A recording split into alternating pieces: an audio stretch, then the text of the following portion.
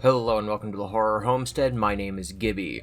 There's been a lot of discourse around whether the mimic line from the Tales from the Pizzaplex books are canon to the games, and while I personally don't have an opinion on that and have never stated my thoughts on it in one way or the other, I do have a lot to say on the topic. A lot of things that I've seen people citing as evidence for the books being canon to the games aren't evidence, aren't compelling. Let's talk about it. Most recently, the existence of the Tiger Rock plush in Help Wanted 2's update led many people to say the Mimic line was confirmed as games canon. And that just does not make any sense. We already knew the Mimic was games canon as a character. The Mimic being games canon either means that the Mimic has a different history than the books, or that the books are canon. The Tiger Rock plush being in the games just means that the Mimic's backstory is either similar to the books, or the books are canon. It's not any more evidence that the books are canon. It has added nothing to the conversation. The Tiger plush, Dave, Edwin. If they're in the games, that still doesn't mean that a bunch of teenagers were brutally killed in a warehouse. There's no link between those things, any more than William Afton's presence in the Silver Eyes means that the events of the games happen in the books, which they obviously don't.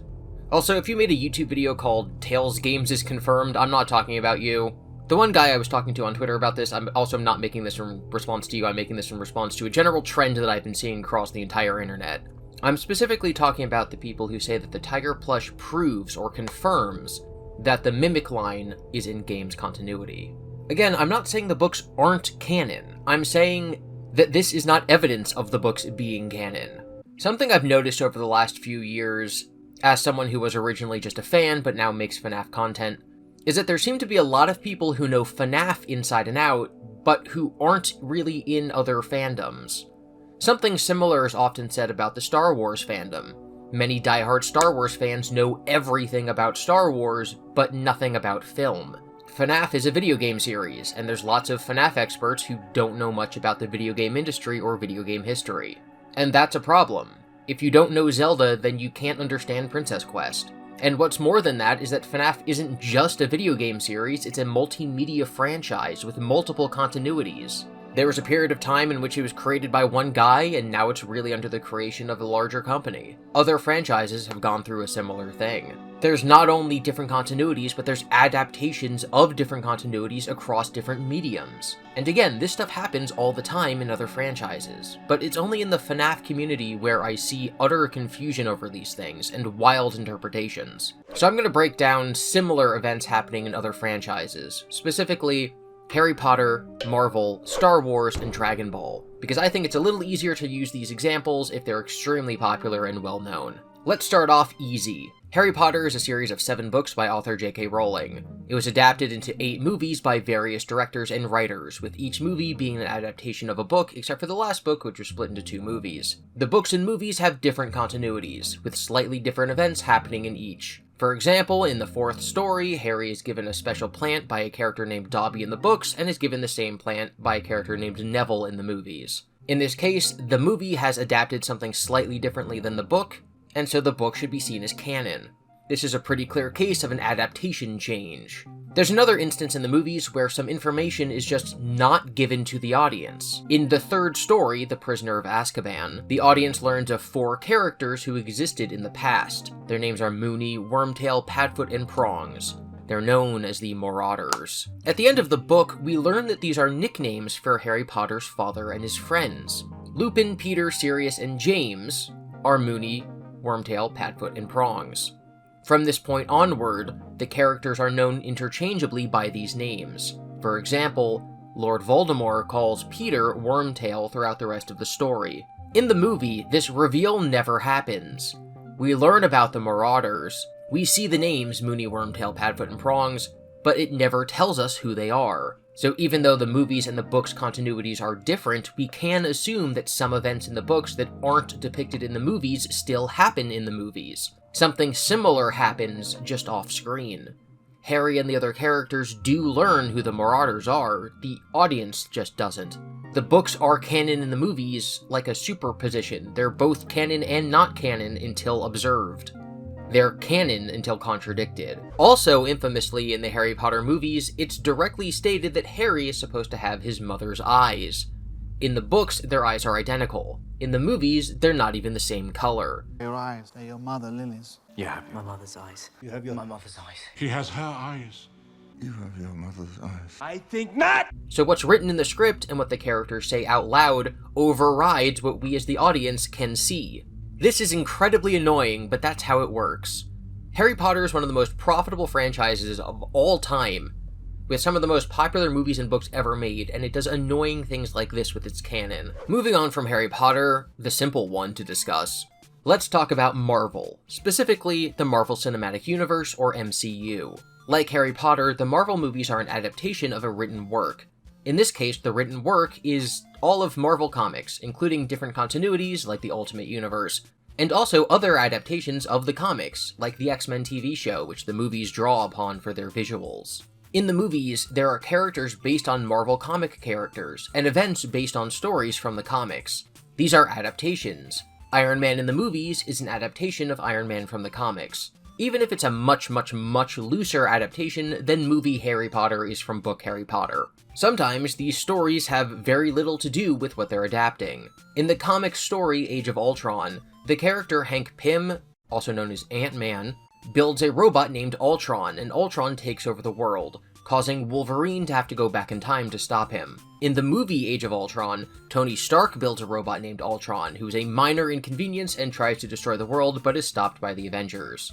These stories are both called the same thing, and the only similarity between them is that Ultron is a robot and is bad. Them having the same name, being marketed as being related, and having one character in common doesn't change the fact that the stories have basically nothing else in common. But it's still an adaptation. Even in the MCU, there is a spectrum to this. The comic event Civil War is about Iron Man and Captain America disagreeing over the Superhero Registration Act, something put into place after a stupid superhero got a bunch of kids blown up, and the public wanted some oversight over superpowered people. In the movie Civil War, Iron Man and Captain America disagree about the Sokovia Accords, after a character causes a small explosion while stopping a bad guy, and the government wants control over superpowered people. This causes the heroes to split into sides and fight one another, with one side wanting the right to keep their identities private in the case of the comics, and the ability to operate without being told what to do by possibly corrupt governments in the case of the movie. In both stories, Cap loses, but in the comics, shortly afterwards, as a direct result of being arrested, he's actually killed. In the movie, this doesn't happen. The comic story also famously depicts Spider-Man taking Iron Man's side and revealing his secret identity. Despite taking Iron Man's side, he doesn't reveal his identity or do any of the important things that Spider-Man does in the comic version of the story, and so his presence doesn't really matter at all.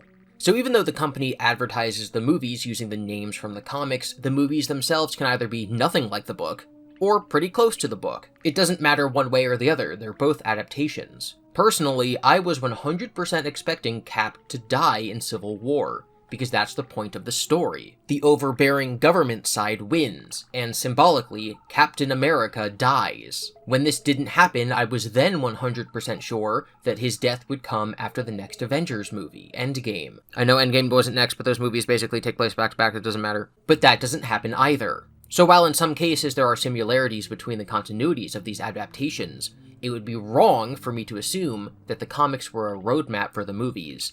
I was wrong to use the comics to try to predict the movie, even though they literally have the same name, the same premise, the same character, similar plot beats, and one is an adaptation of the other. When the Silver Eyes novels were coming out, Scott Cawthon vocalized what I and many other people came to learn about the MCU. The FNAF books are a different continuity, not meant to solve the games or fit together. But there are obvious overlapping elements. William Afton's name from the novels appeared in the books before it appeared in the games. So this means that you can solve some things from the games by using the books. This shouldn't actually be a surprise, because the success of the MCU has also actually impacted the comics. The character Agent Coulson was invented for the movies, but became so popular that he later appeared in the comics. So I guess some instances of the adaptation do in turn affect the original continuity, even if an author will tell you it doesn't. I know that someone will say it in the comments if I don't bring it up, but yes, this happened with Harley Quinn in DC Comics as well. Another instance of this in FNAF is that the character Henry commits suicide in the novels, and later does this in the games as well, although it's in a very different manner and in different circumstances. Despite this, I don't think it's right to say that a core aspect of Henry's character commits suicide. If there's a list of attributes that define an adaptation of Henry, I think that would have to be co-founder of Freddy's, father of Charlie. I don't think that commits suicide would be on that list, even though that's the case in 100% of continuities that we're aware of. What Harry Potter has shown us is that adaptations are very different from their source material, and that while they can be treated as a separate continuity, because the source material is the main canon, it can actually cause the adaptation to have to retcon itself. Marvel has shown us that there's a different spectrum of adaptations, with some stories being very close to the source material, and some stories being very different. And that even the stories that are very close, we can't use the source material to assume that 100% of the things that happen in the original story will also happen in the adaptation. The stories can be 99% identical, but that doesn't mean that there won't be 1% changes. Now to move on to the topic of parallels versus adaptations, we have to talk about Star Wars. I'm going to fast forward through a bunch of history, but what's important is that before 2012 there were two canons. There was the George Lucas canon, or continuity, being the original 6 movies and the Clone Wars TV show, and then there was the expanded universe of books and comics and video games and some TV shows and some movies. These were considered canon, but George Lucas did not work on them. In this pre-2012 canon, Luke Skywalker has a son named Ben. Han Solo and Leia Organa have 2 kids, a girl named Jaina and a boy named Jason. In these stories, Jason ends up falling to the dark side and Jaina has to fight him. In 2012, Disney bought Star Wars. They erased the expanded universe and only kept the things that George Lucas worked on. This means that Ben, Jason, and Jaina were removed from canon. They started their own canon, and the first movie they released, Star Wars Episode 7: The Force Awakens, features a young female character that people speculated to be a Jedi, and a young male character who had fallen to the dark side. Despite the original expanded universe not being canon, these characters are clearly inspired by Jaina and Jason Solo. Across continuities, Rey and Kylo Ren are Jaina and Jason parallels. They're not adaptations, as I just said, they have different names, but they do serve similar narrative purposes within the 2 different continuities. To further drive this home, Kylo's name isn't actually Kylo. His real name is Ben, and he is the son of Han and Leia. This further connects him to Jason, as well as taking some attributes from Ben. However, in this first movie, we don't learn anything about Rey's parentage. With Kylo being a pretty direct parallel to Jason, this, to some people, heavily implied that Rey was likely a very close parallel to Jaina. They assumed that she was Han and Leia's daughter. Or maybe she, like Kylo, was a mix between one of the Solo siblings and Luke's son Ben, so maybe she would end up being Luke's daughter. Kylo was a very close parallel, therefore Rey must be too. Except no, as the trilogy went on, we learned that Rey is actually the daughter of a clone of the Emperor. She's a Jaina parallel, but much, much, much looser than Kylo is to Jason. Those are parallels across continuities. Rey is like Jaina, and Kylo is like Jason, but to vastly different degrees. I think a good way of categorizing it is that because they're parallels, they have different Wikipedia pages. Kylo and Jason have totally different pages, whereas Luke from the old extended universe and Luke from the new Disney canon have the same page, just separated into sections for the different continuities. That's the difference between a parallel and an adaptation. A parallel and a different canon. Probably the most interesting adaptation across continuities is the fact that the Emperor clones himself many times, allowing him to come back to life from his original death in the 6th Star Wars movie. His spirit passes from cloned body to cloned body, looking for a better host. This happens in a 90s comic storyline of Star Wars, and again in Disney's Episode 9, The Rise of Skywalker. People really hate that this happens in the movie, but didn't really care when it happened in the comic book that the movie was adapting. The reason I hear from a lot of people is they say that we can't just call this an adaptation when so many other elements are new, adapted to a lesser degree, or adapted from other sources. And I disagree with this. If Cap had died at the end of Civil War, the movie would have been a much closer adaptation, but him not dying doesn't change the fact that it's still an adaptation. Age of Ultron has almost nothing to do with the original story, but it's still an adaptation. Just because the Emperor doesn't turn Luke Skywalker to the dark side, who then has to fight his sister Leia, who then turns him back to the light, doesn't mean it's not an adaptation. In the movie, the actor who plays Luke is a lot older, and the actress who plays Leia is dead, and so similar story beats are instead played out with Rey and Kylo. The Emperor had turned Kylo to the dark side, and it was up to Rey to convert him back to the light. This adapts both the Dark Empire storyline, where the Emperor clones himself and converts Luke to the dark side, where a sibling then has to save him, as well as the story of Jason Solo turning to the dark side. The FNAF movie is this kind of adaptation. There's a guy named Mike watching the building, although in the games it's the killer's son, and in the movies he's not. In the Silver Eyes books, Freddy's is closed during the main events of the story, and in the games it's open, and in the movies it's closed. In the Silver Eyes, the killer has a new fake identity, and in the movie he has a new fake identity, but it's actually different than the identity used in the book. If Mike the security guard had a Wikipedia page, I think it would be the same page split into different sections, as opposed to having two different pages. Mike is an adaptation, not a parallel. Whereas the character Abby is probably a parallel of Elizabeth, and thus they would have separate Wikipedia pages. Freddy's being closed in the movie does not indicate that it was closed in the games. Mike being William's son in the games does not indicate that he's William's son in the movies. The same way that Cap doesn't die in the Civil War movie. Now I'm going to talk about the most confusing franchise, that being Dragon Ball. With multiple continuities, adaptations across different mediums, some made by the original creator and some not, I do actually think that the FNAF fandom should look toward Dragon Ball with how to interpret some of this stuff. If you don't follow Dragon Ball, I will keep this summary brief. I'm going to refer to Dragon Ball and Dragon Ball Z interchangeably. Akira Toriyama wrote the Dragon Ball manga, and then that manga was adapted into an anime. The anime changes and adds things, and so the manga is considered the real canon, similar to the Harry Potter movies to the Harry Potter books. After the manga ended, the show continued with Dragon Ball GT.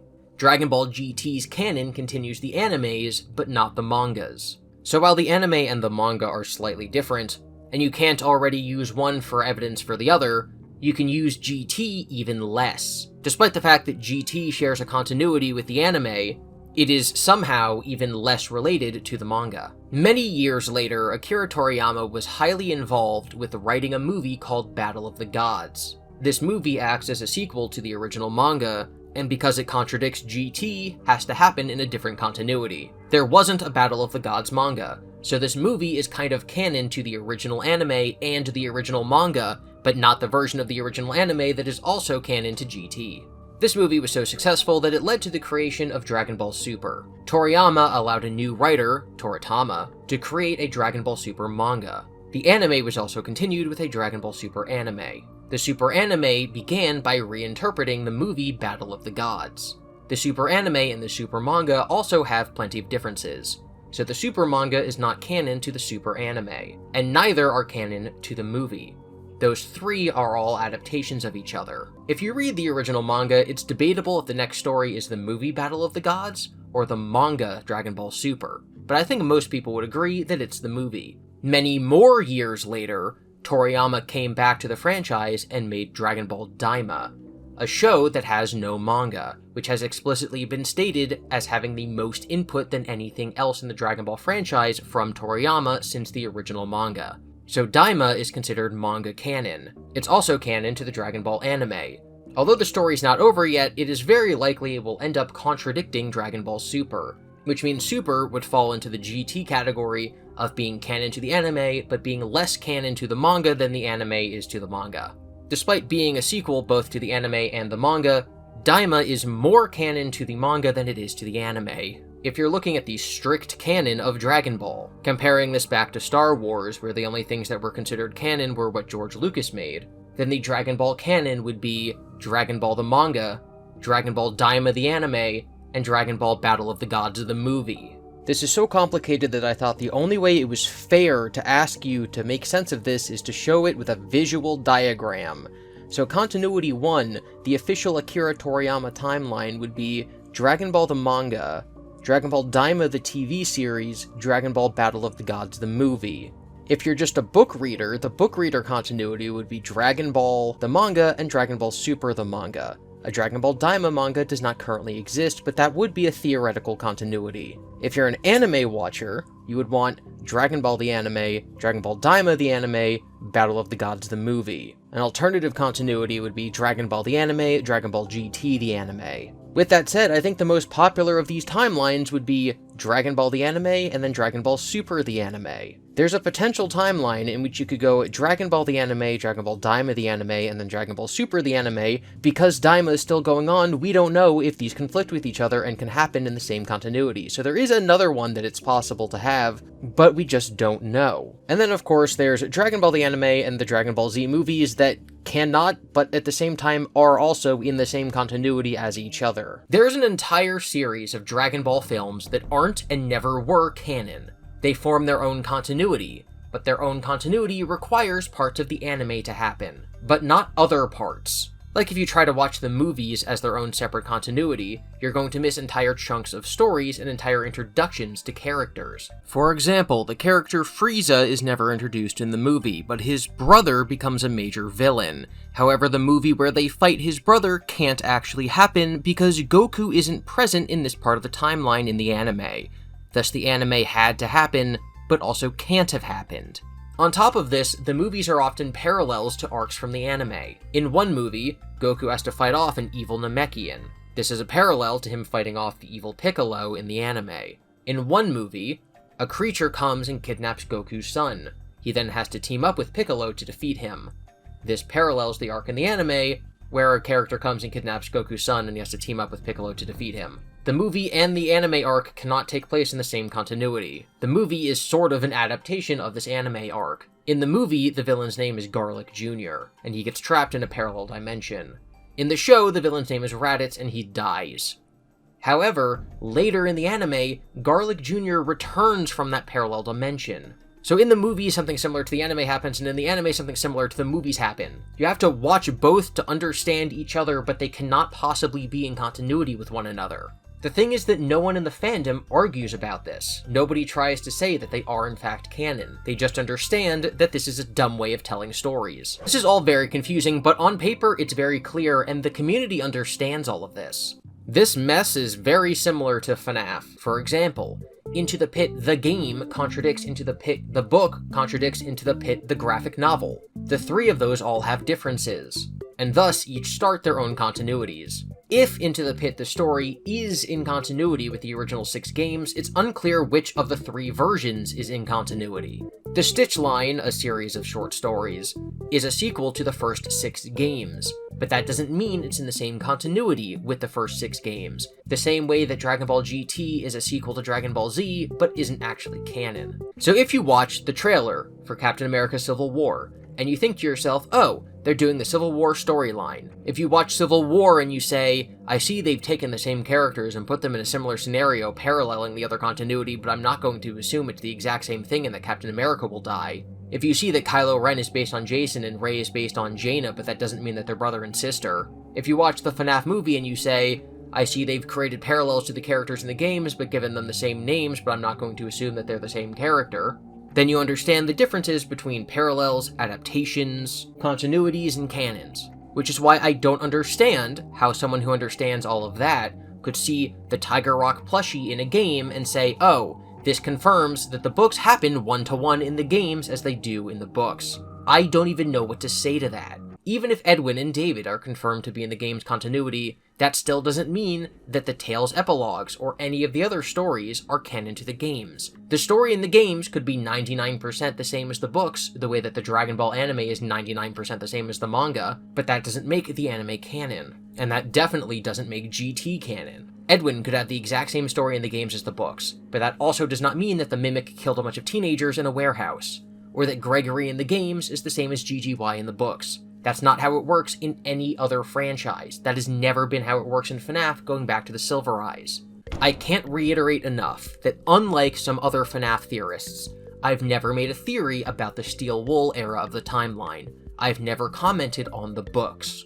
Just to use him as an example, John FNAF has stated that he believes the books and the games are parallels and not in continuity, and that Edwin is not in the games.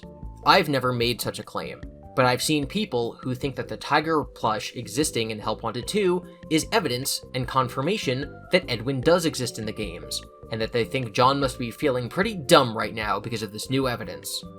And as someone with absolutely no stake in this debate, I benefit nothing from one side being right and one side being wrong. I have to say that John is no more or less likely to be wrong now that the Tiger plush exists than he did 2 weeks ago when it didn't. because the existence of the tiger plush says literally nothing about Edwin. The same way that Ultron existing in the movies says absolutely nothing about Hank Pym, because they just had Tony Stark make him instead. All I can say is that as part of this fandom, but also as someone who has experience in other franchises and other fandoms, all I can say is that this is simply not how it works. Unless you think that FNAF is special and different than these franchises for some reason, and is really, really unique and that you have an explanation that I haven't heard, I think it's really, really weird to interpret evidence like this, and you need to accept that most people aren't going to agree with you, because that's not how it's done in other series. The people who lived through adaptations where Neville gives Harry the gillyweed, Tony Stark builds Ultron, and Rey is not Jaina Solo, are never going to see the tiger plush in the game as being evidence that Tails is canon. It's not only not obvious to people coming from other fandoms, it in fact goes against how other fandoms operate. It's on people who think this is good evidence to make the argument that it is, not on people who don't think this is good evidence to make the argument that it isn't. The games and the books can tell stories that require knowledge from the other continuity, like the Dragon Ball movies and the Dragon Ball anime, without them being in continuity with each other. FNAF can have characters that serve similar functions or are adaptations of each other, but are not actually the same character. They can have parallels and adaptations within the same continuity. They can move characters from a lesser canon into the main canon, without taking the story whole cloth. There can be two continuities that are 99% the same, but if you don't know what that 1% is, you shouldn't use it as confirmation. I'm now going to offer up a possible version of events, and I want to see what you think. You are Scott Cawthon, and you've just wrapped up UCN. Phase 1 of FNAF came to a satisfying conclusion. You're trying to write the movie script, but it is just not going well. While thinking about what to do in Phase 2 of FNAF, you have some ideas, and so you jot them down. An evil AI running the world, a big corporate mall being built over the FNAF 6 location and being haunted by what remains of the people who are down there. You also really want to incorporate a lot of story elements from the Silver Eyes. And so you mix all of these ideas together, along with the version of the movie script that you're currently working on. In the movie, you gave William a daughter. Due to his conditioning and abuse, she does what he says and becomes a cop and watches over Freddy's. You really like how in the Silver Eyes, Henry built a robot version of Charlie after her death. But then he realized what he was doing was wrong, and so he violently attacked the adult version of Charlie, imbuing her with knowledge of anger and hatred. This version was then stolen by William and morphed into some version of Baby from the game's continuity. So you come up with your story. Fazbear Entertainment is back and they're building a large mall over the FNAF 6 location. Because they're lazy, they're gonna have the entire mall, all the robots, all the kiosks, all the computers, the animatronic characters themselves, governed by one overall AI that they can't hope to understand. This AI is something that Henry developed to try to mimic Charlie after her passing. But unfortunately, just like in the books, it knows anger and hatred, and was also possibly corrupted by William. There's a spiritual battle over this mall, this Pizzaplex. The AI is running all the machines, but like in the ancient Indian burial ground trope, the spirits of those who are below are fighting for control as well. The story will center around the Freddy animatronic. One day he has a glitch that causes him to reboot, and thus is in airplane mode, no longer in the control of the AI that runs the building. This allows the spirits below to give him some element of humanity. He then helps the hero, who is some kid who is lured to the Pizzaplex, to escape from the evil that's contained within. This evil AI has taken over the mind of a young woman named Vanessa, who it has be a security guard and do its bidding. Meanwhile, you create some 10-page outlines for new anthology short stories. Much like you mix and match characters and relationships and attributes and events from other continuities, you decide that you want to kind of tell this new story from the games in the books. You create a Henry parallel in Edwin, who loses his child on the street outside of where he's working for Freddy's. Even though this character is paralleling Charlie, you decide to combine him with William's son Dave, and give him the name David and make him male. Thinking about these events and how you're going to work Charlie into the main game's continuity makes you think more about her backstory. You gave Dave in the games a Fredbear plush, and in the books, Charlie had a rabbit plush. But rabbits have baggage in this franchise, and so you want to give her a plush of a character that doesn't exist, and you create the Tiger Rock plush. In the game's continuity, much like in the Silver Eyes, William's going to gain control of this robot that's meant to mimic Charlie, and turn it into some version of Baby, which is why Jackie is a clown with 2 red pigtails. At some point, the Mimic will embody Tiger Rock, and that will be the overall villain of the franchise. Now, if you heard this story that I just came up with, which is not something I believe, it's not even a theory I'm putting forth, but if you think that what I just said is even possible, that Scott is intending on paralleling the Silver Eyes trilogy, that it's pretty unlikely he would give a character the same backstory as Charlie and Henry and then name it the same thing as William's son, and that he would drop enormous lore hints in a book series years before they're coming out in the games, then you should agree that the Tiger Rock plush being in Help Wanted 2 does not confirm that the books are game canon. If the story I just laid out is even possible, then Tales Games is not confirmed. Someone should make a YouTube video about what's actually confirmed 100% in FNAF. Maybe have different layers about things that are confirmed, either directly stated in-game, heavily implied in-game, lots of evidence for them, just fan canon, actually not canon, things like that. Someone should make a video like that, because this stuff can get confusing. Remember that Freddy's stands for Friendly, Respectful Engagement, Discussion, and Discourse Yields Success, and I think right now we really need to hammer that in. If you like this franchise, if you like this story, if you like these characters, then you should value the other human beings who are part of this fandom. If you're not being friendly to one another, if you're not engaging in discussions with people in a productive and kind way, then you're not following the morals and the values that the franchise you claim to like is trying to teach you. So remember to be nice to each other in the comments of my video and anywhere else on the internet. Consider supporting creators you admire, as well as supporting other creators in the community, whether you like their theories or because you think that they're kind people whose voices matter. And never lose sight of the things that are actually important to you. Do not allow arguments or the goings-ons in a video game franchise to affect your mental health, happiness, or success in your actual life. Thank you for watching. But what about Dragon Ball Evolution? That's that Funko Pop game with Freddy.